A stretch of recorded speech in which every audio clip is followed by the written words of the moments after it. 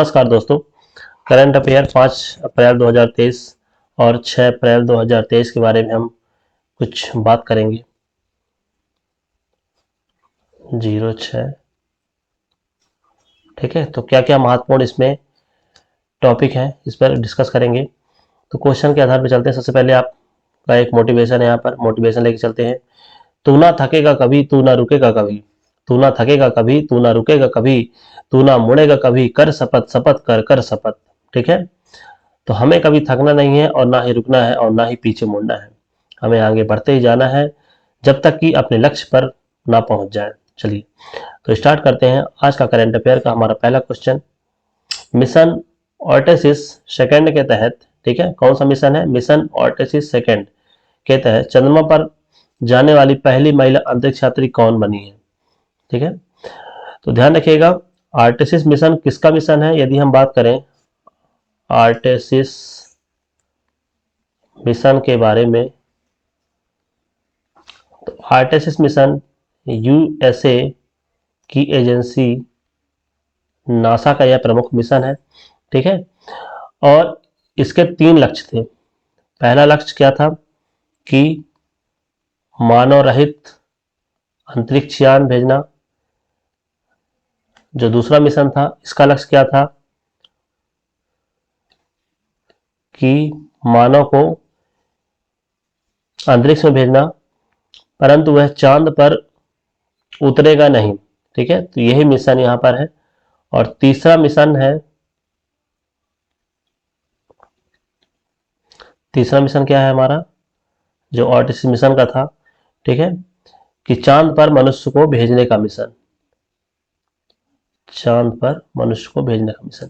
तो ये इसके मिशन थे। अब बात करते हैं किस किस यात्रियों को भेजा गया है। तो इस मिशन में 4 लोगों को भेजा गया है। ठीक है, ध्यान रखिएगा, और उन 4 लोगों के नाम जानना बहुत ही जरूरी है। तो इस क्वेश्चन का आंसर है क्रिस्टीना कोच। तो पहली महिला कौन हो गई? पहला जो सदस्य हो गया क्रिस्टीना कोच, और यह इस मिशन में एकमात्र महिला है। ठीक है, दूसरा हम बात करते हैं विक्टर ग्लोवर, जो दूसरे सदस्य हैं विक्टर ग्लोवर, ये इसमें क्या है, पायलट के रूप में है। ठीक है, नेक्स्ट बात करते हैं red Wiseman, red red Wiseman तीसरे सदस्य हैं, जो इसके क्या है, लीडरशिप करेंगे। ठीक है, और जो चौथे इसमें है तो जेरमी हैंसन। ठीक है, चौथे कौन है, तो ध्यान रखिएगा जेरमी हैंसन। ठीक है, जेरमी हैंसन चौथे इसके सदस्य थे। ठीक है, चलिए अब हम बात करते हैं इसके नेक्स्ट आगे कुछ और प्रमुख इसके क्वेश्चन के बारे में। एक और क्वेश्चन यहाँ पे ध्यान रखिएगा। चलिए, तो यहाँ पे मून टू मार्स प्रोग्राम, यदि हम बात करें सबसे पहले मून टू मार्स प्रोग्राम का प्रमुख किसे बनाया गया है?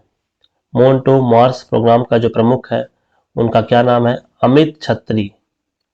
ठीक है, ध्यान रखिएगा, काफी इंपॉर्टेंट क्वेश्चन है। अमित छत्री को इस मून टू मार्स प्रोग्राम का प्रमुख बनाया गया है। ठीक है, इसरो ने किस उपग्रह का पृथ्वी पर पुनः प्रवेश किया है?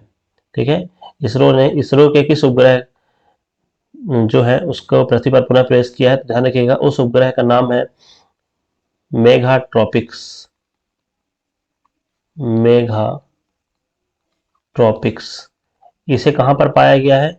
इसे पाया गया है प्रशांत महासागर पर पाया गया है। ठीक है, और यह किसका किसका मिशन था? तो यह इंडिया और फ्रांस का मिशन है, कंबाइंड मिशन था, इंडिया और फ्रांस का मिशन था।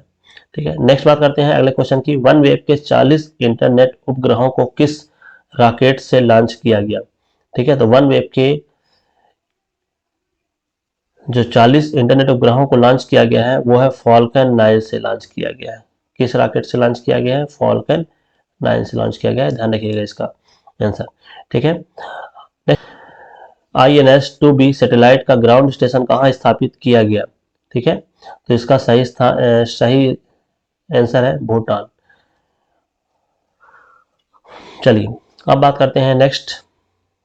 ठीक है, क्वेश्चन नंबर 2 की तरफ। वर्ल्ड बैंक ने 2023-24 के लिए भारत की जीडीपी विकास दर का कितना अनुमान व्यक्त किया है? ठीक है, तो सबसे पहले बात करते हैं वर्ल्ड बैंक कहें या IBRD कहें, ठीक है, international bank of reconstruction development इसका दूसरा नाम है। ठीक है, तो इसने वित्त वर्ष 2023-24 के लिए जो जीडीपी दर अनुमान व्यक्त किया है वो है 6.3%। ठीक है, अब यदि हम बात करते हैं जीडीपी रेट घटती क्यों है, तो देखिए जीडीपी रेट घटती क्यों है, तो यदि आय कम होगी, ठीक है, आय कम होगी तो डिमांड भी क्या होगा, डिमांड भी कम होगा, और डिमांड कम होगा तो सप्लाई भी क्या होगा, सप्लाई भी कम होगा। ठीक है, तो ये सभी एक दूसरे पर डिपेंड करते हैं। और एक और प्रभाव है कि जीडीपी रेट में गिरावट, ठीक है, तो वैश्विक अर्थव्यवस्था भी क्या है, किस स्थिति से चल रही है, तो वैश्विक अर्थव्यवस्था ये भी कैसी है, तो ये भी धीमी है। ठीक है, अब यदि हम बात करते हैं यहाँ पे वर्ल्ड बैंक के बारे में कि वर्ल्ड बैंक के कुछ और जानकारी के बारे में, ठीक है, तो वर्ल्ड बैंक कहें या IBRD कहें, तो वर्ल्ड बैंक कब बनता है, 1944 में बनता है। किस सम्मेलन के दौरान बनता है, तो ब्रिटेन वुड्स सम्मेलन, ब्रिटेन वुड्स सम्मेलन के दौरान वर्ल्ड बैंक की स्थापना होती है। और यदि वर्ल्ड बैंक और हम बात करें IMF, इसको क्या कहा जाता है, कंबाइंड रूप से जुड़वा बहन कहा जाता है। ठीक है, IMF और वर्ल्ड बैंक को क्या कहा जाता है, जुड़वा बहनें। ठीक है, इसका हेडक्वार्टर कहाँ है, इसका हेडक्वार्टर है वाशिंगटन DC में हेडक्वार्टर है। इसमें सदस्य कितने हैं वर्ल्ड बैंक में, तो यदि हम इसके सदस्यों की बात करें तो 189 इसके सदस्य हैं, मेंबर हैं।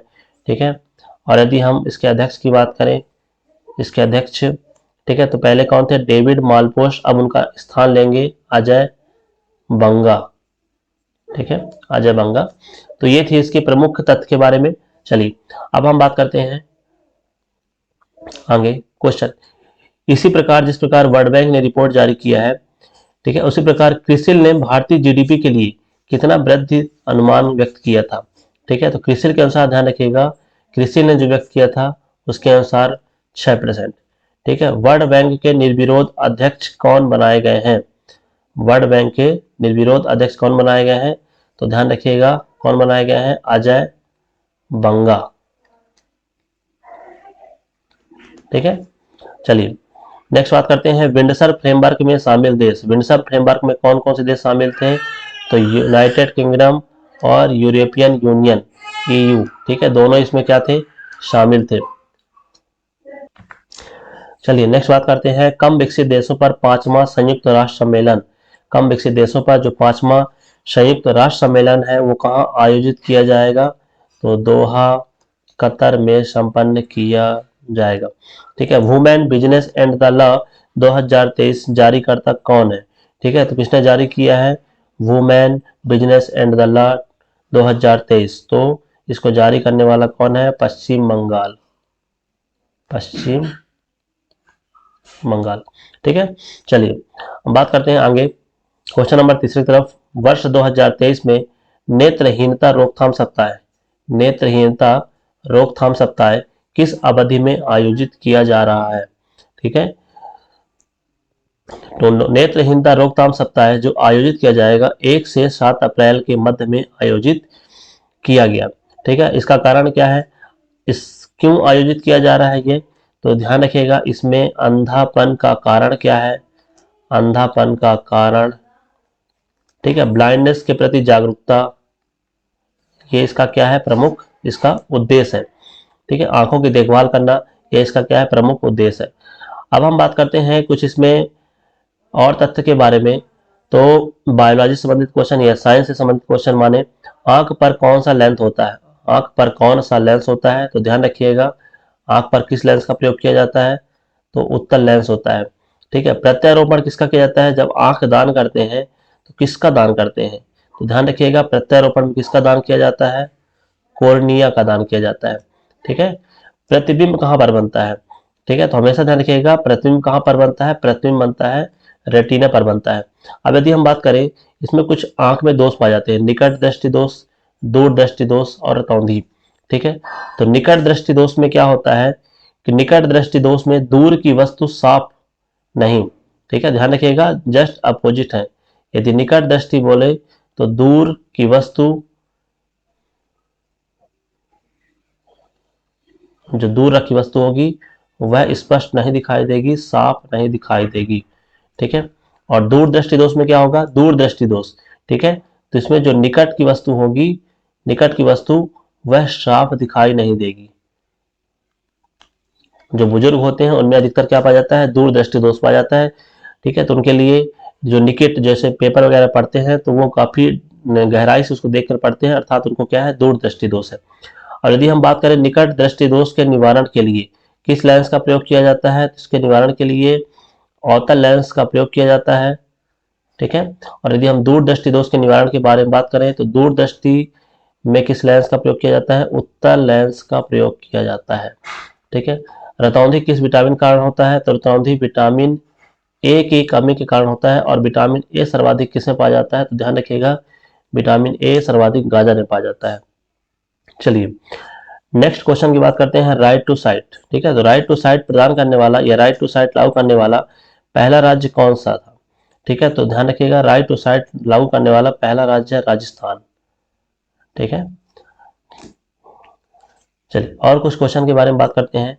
पांचवा जन औषधि दिवस, पांचवा जन औषधि दिवस कब मनाया गया, तो ध्यान रखिएगा 7 मार्च को पांचवा जन औषधि दिवस मनाया गया। नेक्स्ट क्वेश्चन है, सुपर बग के खिलाफ नए जीवाणुरोधी अणु IITR 00693 की खोज किस संस्थान ने की। ध्यान रखिएगा, इसके क्वेश्चन में आंसर है IIT रुड़की। ठीक है, IIT रुड़की ने इसके खिलाफ इस अणु की खोज की थी। नेक्स्ट बात करते हैं, partnership for healthy cities award 2023 किस शहर को मिला। अब यह अवार्ड किसके लिए दिया जाता है, तो यह अवार्ड तंबाकू नियंत्रण प्रयासों के लिए, तंबाकू को कंट्रोल करने के प्रयासों के लिए यह अवार्ड दिया जाता है, partnership for healthy cities award 2023।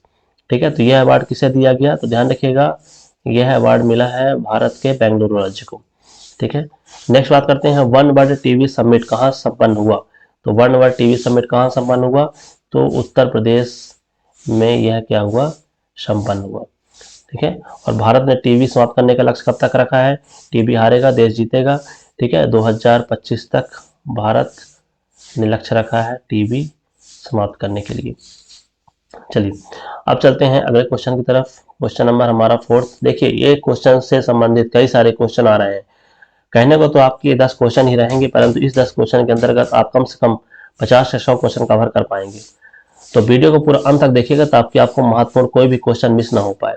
चलिए बात करते हैं, मानव वन्य जीव संघर्ष पर पहला वैश्विक सम्मेलन का आयोजन। अब देखिए, मानव वन्य जीव संघर्ष, ठीक है, का पहला वैश्विक सम्मेलन कहाँ आयोजन किया जा रहा है। तो अभी बात करते हैं, अभी हाल ही में पढ़े थे कि COP15, ठीक है, COP15 ये जैव विविधता संरक्षण के लिए सम्मेलन होता है। किसके लिए सम्मेलन है, तो जैव विविधता संरक्षण के लिए COP15 का आयोजन कहाँ किया गया था, मॉन्ट्रियल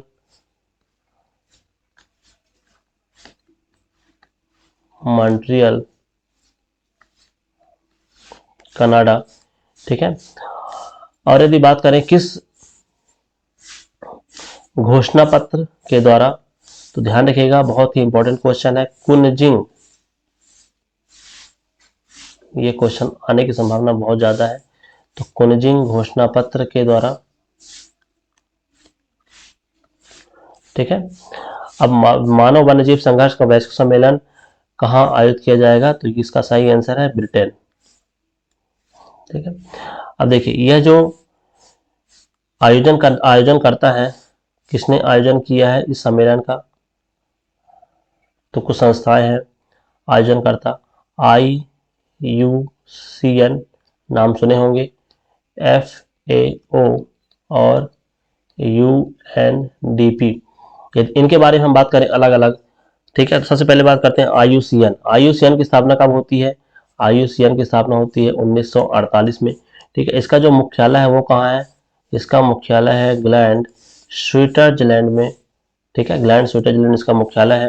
ठीक है, और यह क्या जारी करता है, तो यह रेड डाटा बुक भी जारी करती है यह संस्था। ठीक है, तो रेड डाटा बुक कौन जारी करती है, IUCN।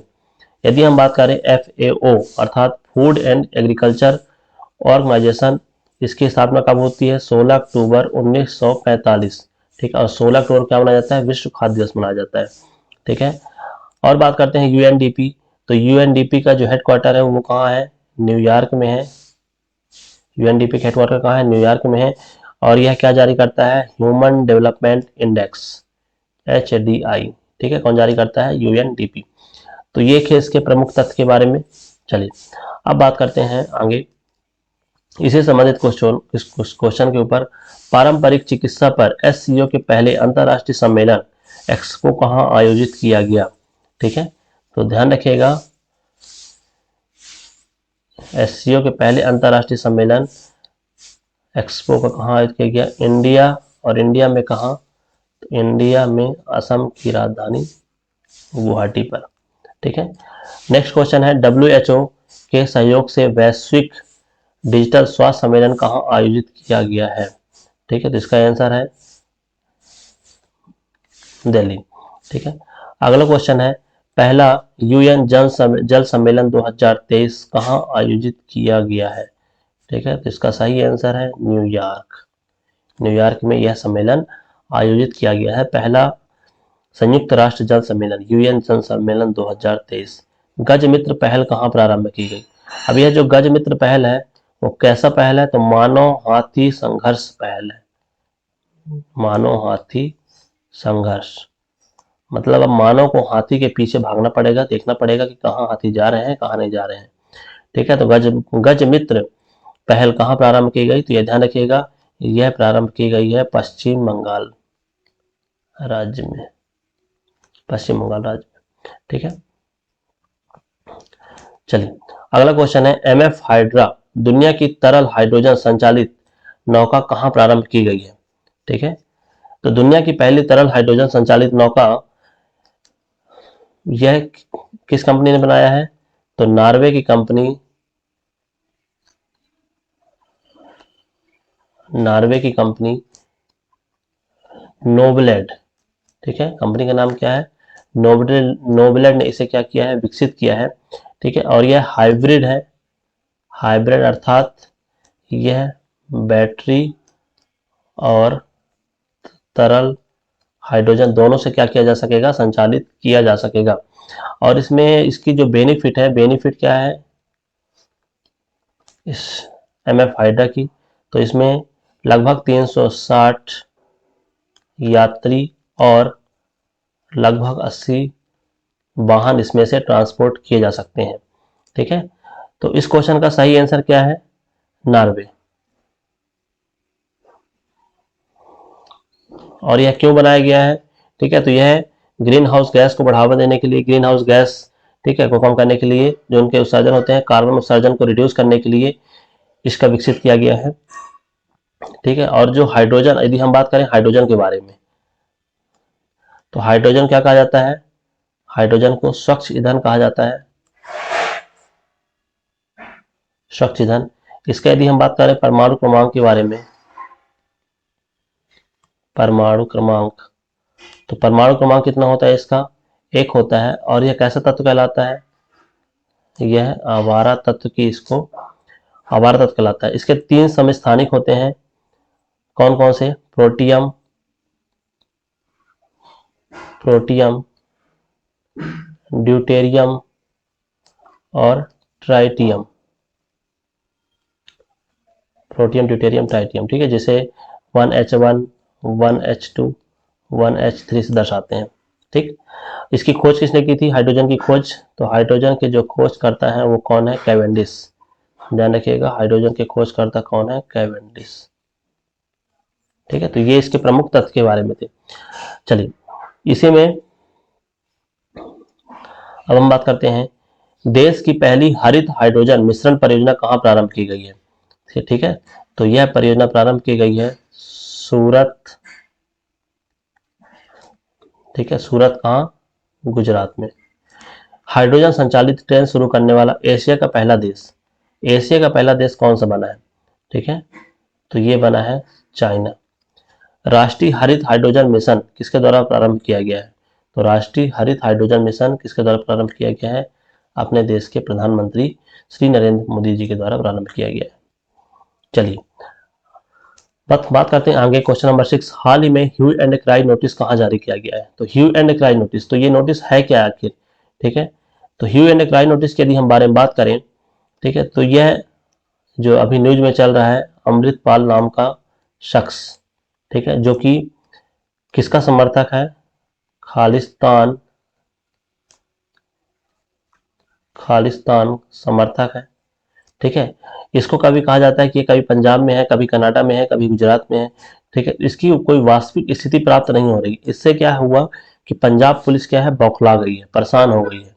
अब जब परेशान हो गई है तो उसने ह्यू एंड क्राई नोटिस जारी किया। ह्यू एंड क्राई नोटिस का मतलब होता है हो हल्ला, हो हल्ला। हो हल्ला मतलब क्या होता है? यदि सामुदायिक प्लेस में, ठीक है, यदि किसी भीड़ भाड़ वाले स्थान पर यदि यह देखा जाए अमृतपाल, ठीक है, भागते हुए, तो वहां पर सदस्य को क्या करना है? हल्ला करना है। तो इससे पुलिस क्या होगी? सचेत हो जाएगी। मतलब ह्यू एंड क्राई सीधे सीधे जनता पुलिस से संबंध है, जनता का सहयोग लेना। ठीक है, तो इसका सही आंसर क्या है? इसका सही आंसर है पंजाब।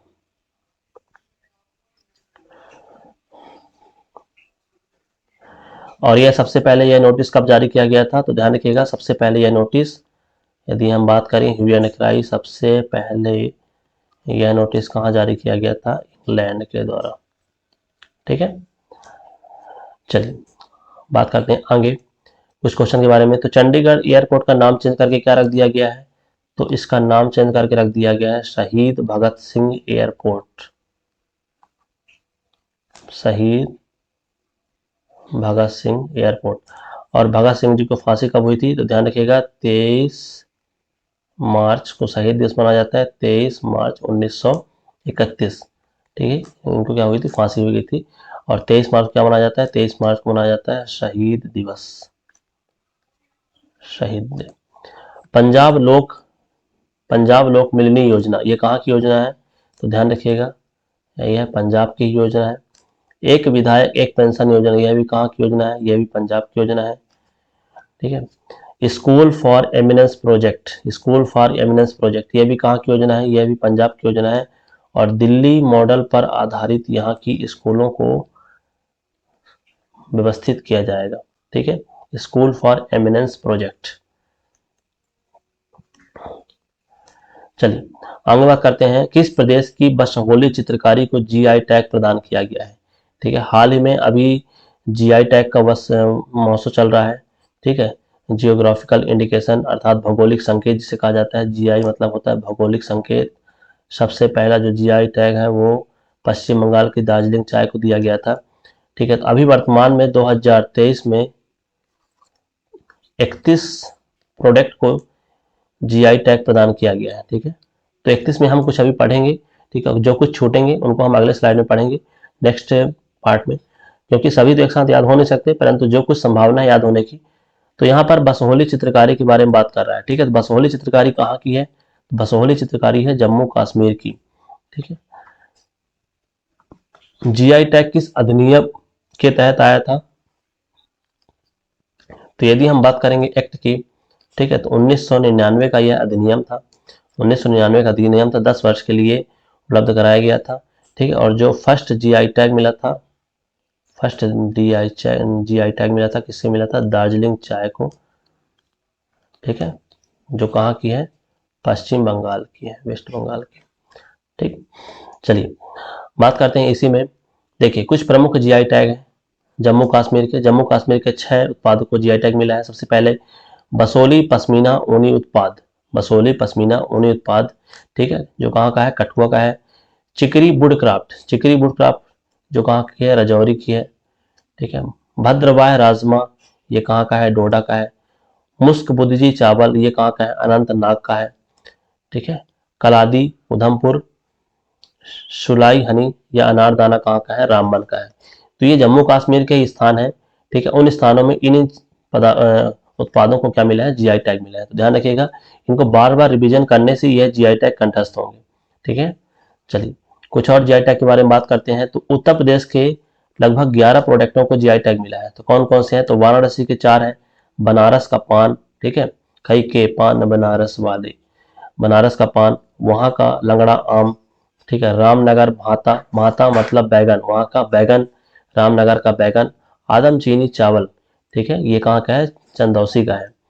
यदि हम बात करते हैं यूपी के कुछ और क्षेत्रों के बारे में, ये तो वाराणसी के 4 उत्पाद हो गए। ठीक है, अदर देन यूपी बात करते हैं तो अलीगढ़ का ताला, ठीक है, इसको भी जीआई टैग मिला है। बखरिया का पीतल बर्तन, उसको भी जीआई टैग मिला है। मुजफ्फरनगर का गुड़, ठीक है, बांदा शजर का शिल्प, पत्थर शिल्प जो यहाँ का है, बगीना लकड़ी शिल्प, ठीक है, प्रतापगढ़ का आंवला, और हाथरस का किंग, हाथरस का हींग, इन्हें क्या मिला है, इन्हें मिला है प्रमुखतः जीआई टैग। चलिए और आगे बात करते हैं गमोचा। गमोचा यह कहाँ का पदार्थ है, तो यह है असम का, इसको जीआई टैग मिला है। तेंदूर रेड ग्राम, यह तेलंगाना का, इसे जीआई टैग प्रदान किया गया है। सफेद प्याज कहाँ का है, महाराष्ट्र का है, जिसे जीआई टैग प्रदान किया गया है। सौंदरजा आम, मध्य प्रदेश के रीवा जिले का आम है, यह शुगर फ्री मैंगो है। ठीक है, दूबीराज चावल, तो यह छत्तीसगढ़ का पदार्थ है जिसे जीआई टैग मिला है। ठीक है, तो आप इसे बार बार रिवीजन करिएगा, तभी आपको आसानी से याद हो पाएंगे। चलिए क्वेश्चन नंबर 8 में बात करते हैं। 4 अप्रैल 2023 को देश भर में 24वें तीर्थकार महावीर की जयंती मनाई गई, इनका संबंध किस धर्म से है। ठीक है, तो इनका संबंध किस धर्म से है, तो ध्यान रखिएगा, महावीर जी का संबंध किससे है, जैन धर्म से है। और महावीर जी कौन से तीर्थकार थे, तो 24वें नंबर के तीर्थकार थे। इनका जन्म कहाँ होता है, तो यदि महावीर जी के बारे में हम बात करेंगे कि महावीर जी का जन्म कहाँ होता है, तो महावीर जी का जन्म कुंडल ग्राम जो कि कहाँ पड़ता है, बिहार का इलाका है, वहाँ इनका जन्म होता है। और इनके यदि हम बात करें पिताजी का नाम क्या था, इनके सिद्धार्थ, इनका उपनाम क्या था, इन्हें वर्धमान भी कहा जाता है, महावीर या वर्धमान भी कहा जाता है, या जिन भी कहा जाता है। इनके 5 सिद्धांत थे। ठीक है, महावीर जी ने 5 सिद्धांत दिए थे। वो 5 सिद्धांत कौन कौन से हैं, जो इतिहास का बहुत ही फेमस क्वेश्चन है। सत्य, अहिंसा, अस्तेय, सत्य अहिंसा अस्तेय अपरिग्रह, सत्य अहिंसा अस्तेय अपरिग्रह और ब्रह्मचर्य। तो ये इनके 5 सिद्धांत थे। ठीक है,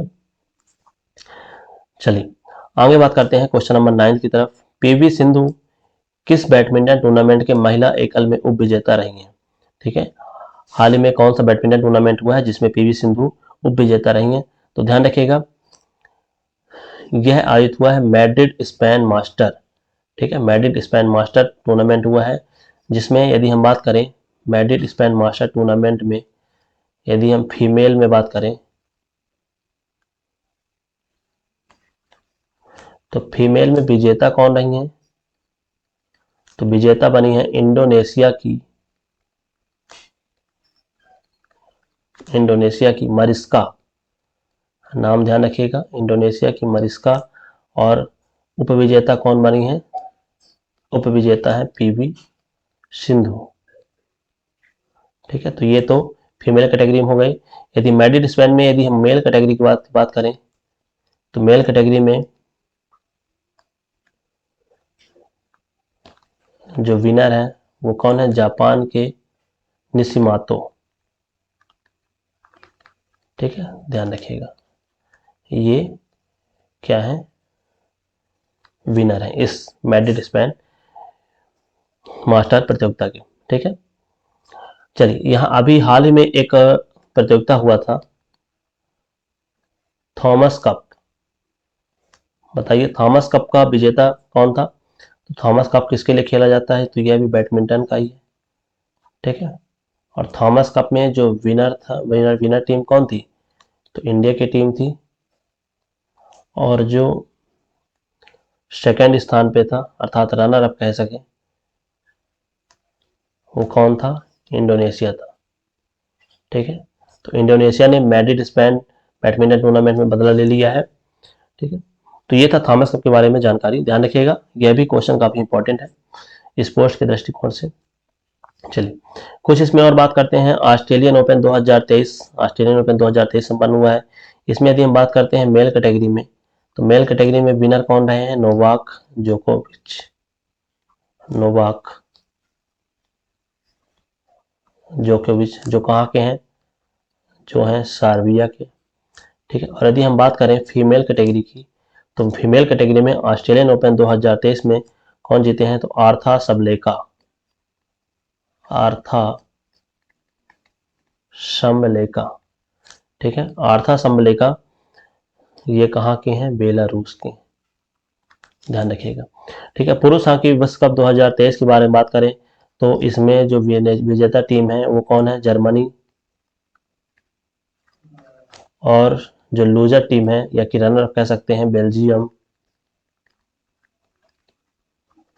ठीक है, जर्मनी ने बेल्जियम को हराकर यहाँ पर पुरुष हॉकी विश्व कप 2023 जीता है।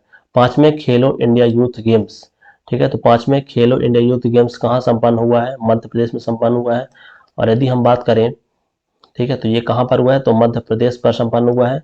और यदि हम इसमें फर्स्ट स्थान की बात करें, तो फर्स्ट स्थान में सबसे ज्यादा पदक किसने पाया है? महाराष्ट्र, महाराष्ट्र। यदि हम सेकंड स्थान की बात करें, तो सेकंड स्थान में है हरियाणा। और थर्ड स्थान की बात करें, थर्ड स्थान में है मध्य प्रदेश। ठीक है, तो ये इनका पदक तालिका में इस प्रकार से स्थान था।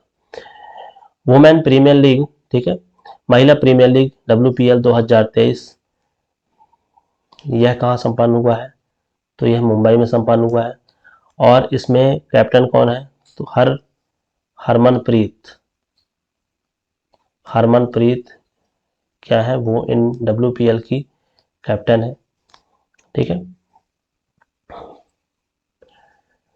और इसका स्पॉन्सर कौन कर रहा है? तो इसका ध्यान रखिएगा, स्पॉन्सरशिप कौन कर रहा है? टाटा कंपनी, टाटा कंपनी कर रही है।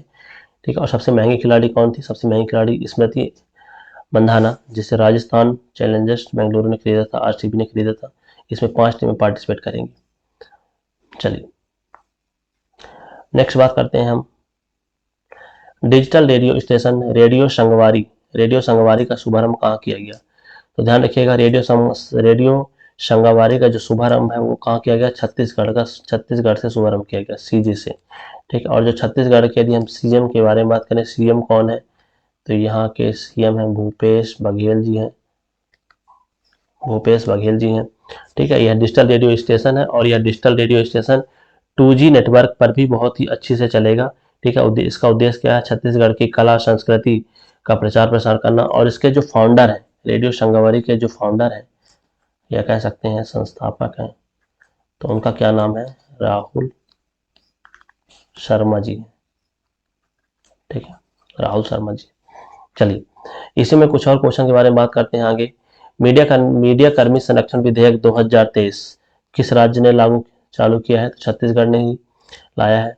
चेरा महोत्सव, ये कहाँ का महोत्सव है? छत्तीसगढ़ का महोत्सव है। एक और यहाँ का महोत्सव है जिसे कहा जाता है हरेली। ठीक है, लास्ट में ई की मात्रा, छत्तीसगढ़, उसमें भी 36 में भी। ठीक है, तो यहाँ पर चेरा महोत्सव या हरेली महोत्सव कहाँ का महोत्सव है? छत्तीसगढ़ का महोत्सव है। कौशल्य मातृत्व योजना, यह कहाँ की योजना है? यह भी छत्तीसगढ़ की योजना है। अखिल भारतीय वन खेलकूद प्रतियोगिता, अखिल भारतीय वन खेलकूद प्रतियोगिता, ये कहाँ हुआ है? तो ध्यान रखिएगा, यह पंचकुला हरियाणा में संपन्न हुआ है। और इसमें प्रथम स्थान पे कौन है? फर्स्ट स्थान पे है छत्तीसगढ़ ही है, इसलिए यह क्वेश्चन न्यूज में था। चलिए अब हम बात करते हैं आज के महासीरीज बैक में एक नए टॉपिक के बारे में। ठीक है, जिसमें हम पढ़ेंगे आज ब्रांड एम्बेसडर कि किस चीज के लिए किसको ब्रांड एम्बेसडर बनाया गया है। तो ब्रांड स्पेशल में हम पढ़ते हैं, वेरी इंपॉर्टेंट है। ठीक है, सबसे पहले बात करते हैं स्टार स्पोर्ट्स। स्टार स्पोर्ट्स का ब्रांड एम्बेसडर कौन है? रणवीर सिंह जी को बनाया गया है स्टार स्पोर्ट्स का ब्रांड एम्बेसडर। पेन निर्माता कंपनी लक्सर, इसका ब्रांड एम्बेसडर किसे बनाया गया है? तो विराट कोहली जी को बनाया गया है। पेन निर्माता कंपनी लक्सर। यूनिसेफ इंडिया का ब्रांड एम्बेसडर किसे बनाया गया है? तो यूनिसेफ इंडिया का ब्रांड एम्बेसडर बनाया गया है आयुष्मान खुराना, आयुष्मान खुराना जी को। इंडियन आर्मी, ठीक है, का जो ब्रांड एम्बेसडर बनाया गया है वो है महेंद्र सिंह धोनी जी को बनाया गया है। और गरुड़ एयर स्पेस का भी कैसे बनाया गया है, तो महेंद्र सिंह धोनी जी को ही बनाया गया है गरुड़ एयर स्पेस। एनएमडीसी जो मिनरल वाटर प्रोजेक्ट है, ठीक है, मिनरल कॉर्पोरेशन, तो किसे बनाया गया है, निकहत जरीन, और ये कैसी प्लेयर है, यह बॉक्सिंग चैंपियनशिप है, ठीक है। अब नेक्स्ट बात करते हैं कुछ और ब्रांड एम्बेसडर के बारे में। प्यूमा इंडिया किस प्रकार कंपनी है, जो फुटवेयर बनाती है, फुटवेयर निर्माता कंपनी है। इसके ब्रांड एम्बेसडर कौन है, हरमनप्रीत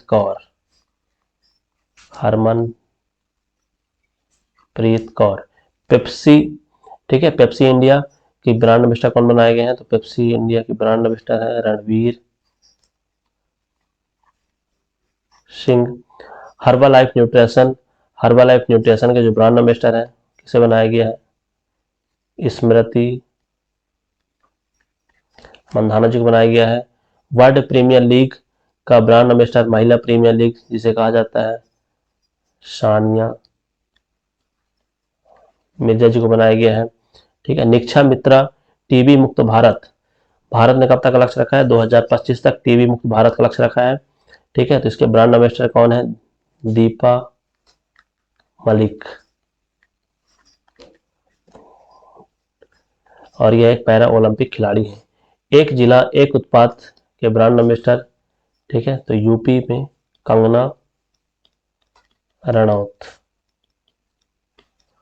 इनको बनाया गया ब्रांड एम्बेसडर, ठीक है। तो ये थे हमारे प्रमुख ब्रांड एम्बेसडर। चलिए, तो आज की सीरीज यहीं तक रहेगी, अब मिलेंगे हम आपको नेक्स्ट सीरीज में, तब तक के लिए धन्यवाद दोस्तों। हमारे इस वीडियो को ज़्यादा लोगों तक शेयर करिए, ताकि एक ही वीडियो में 10 क्वेश्चन के अंतर्गत आने वाले सभी महत्वपूर्ण क्वेश्चन, लगभग इसमें 60 से 70 क्वेश्चन या और भी ज़्यादा क्वेश्चन कवर किए गए होंगे, ठीक है, जो कि प्रतियोगी परीक्षाओं के लिए बहुत ही इंपॉर्टेंट है, ठीक है। सभी प्रकार के, यदि आप एसएससी, व्यापम या रेलवे की तैयारी कर रहे हैं, तो जहाँ भी जीएस का पोर्शन आता है उसके लिए बहुत ही इंपॉर्टेंट है, इसको बार बार रिवीजन करिए, तभी आपको आसानी से याद हो सकेगी। धन्यवाद दोस्तों।